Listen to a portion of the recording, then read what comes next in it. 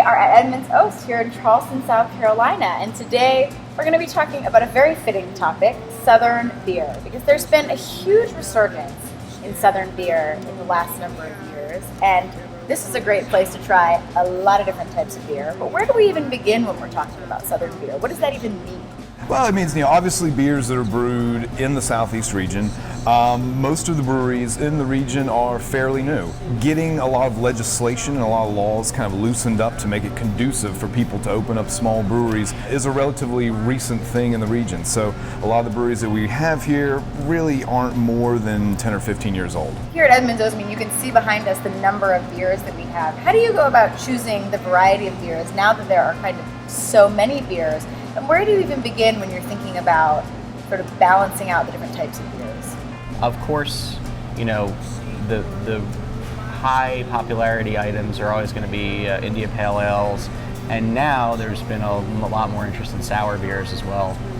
So we always like to have a wide range of those as well. It's certainly just kind of looking at what we've poured here, at least 3 of these beers you could describe as being very thirst quenching, very refreshing, kind of crisp and digestible. You can move through a lot of them. That doesn't mean that Southern brewers shy away from any other style of beer. One of the beers we have here is from Foothills, and it's a bourbon barrel-aged robust porter they make.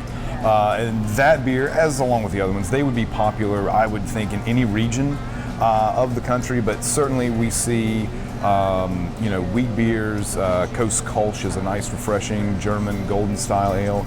Lagers, Pilsners, we see a lot of those. Westbrook, a local brewery here, makes a Goza, which is insanely popular.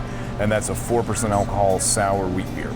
So what are some of your favorite Southern beers? What are some of the brands and some of the breweries that have come up where you're just like, the quality here is amazing, this is everything we want, and it's local? Our friends at Coast Brewing Company have been putting out very, very high quality beers for several years now. They were the first brewery to open in Charleston since Palmetto, and Palmetto opened many years ago. Palmetto is the state's first brewery since Prohibition. We have the 3250 Kolsch on the bar here.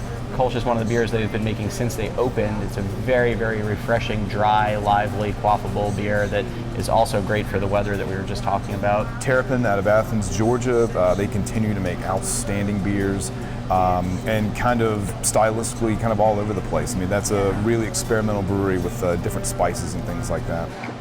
Are there types of beers that you would say, you know what, stick to this, don't necessarily go there? Are there things that the South does better? One thing I like, and I think this also comes back to the climate and the weather, is that we have really long growing seasons here in the South. So there's almost always something that is blooming or ready to be harvested.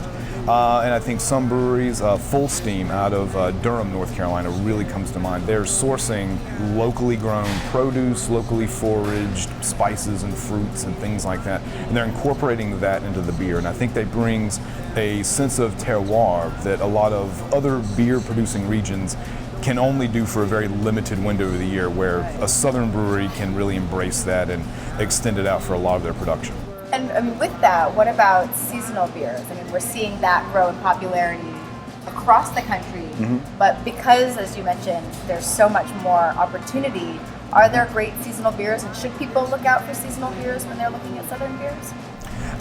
Yeah, I think so. We see peaches get used a lot, and South Carolina is known for peach production. RJ Rockers in the upstate, they produce Son of a Peach, which is a peach-infused wheat beer that they're kind of known for.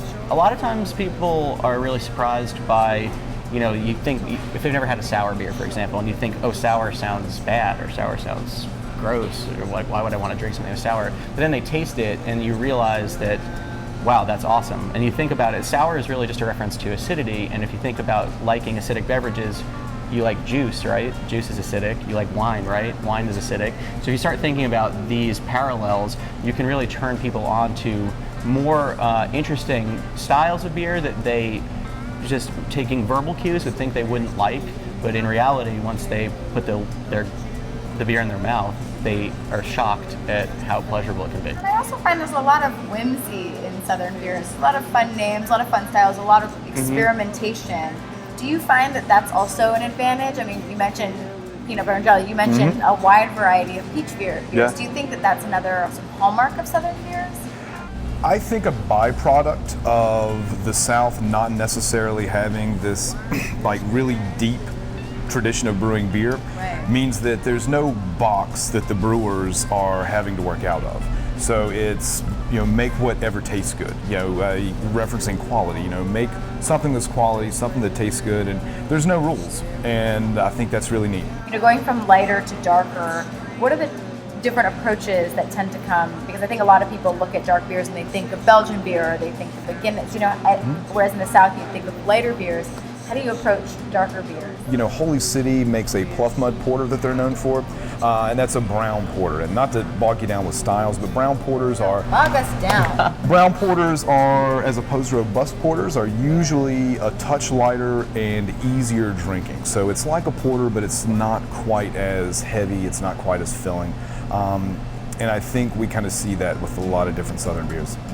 Wonderful. Well, thank you both so much for teaching us, a primer on Southern beers. Really appreciate it. Fist raised in anger, staring down.